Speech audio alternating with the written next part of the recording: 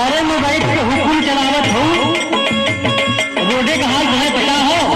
अरे तो देखा था हमारे भैया कमलेश महात्मा जब से मिलन खूब कमाई धमाई होता हो। अच्छा तेरा कमलेश महात्मा की बात करत हूँ।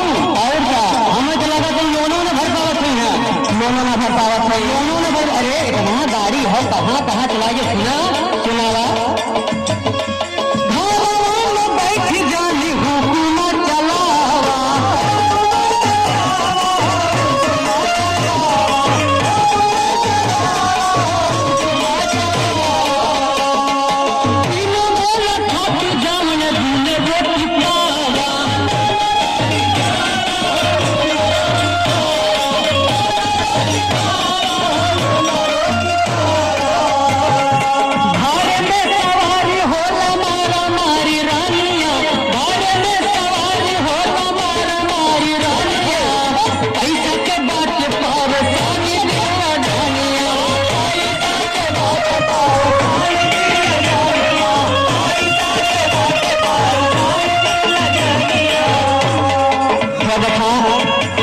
अपने पड़ोसे कम से कम देख देख करल करा हो।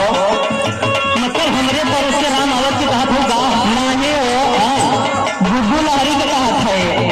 अरे बाप रे बाप, गुड्डू लहरी के। गुड्डू लहरी जब से गाड़ी लेने सुना उनका का हाल बा, सुनावा। गुड्डू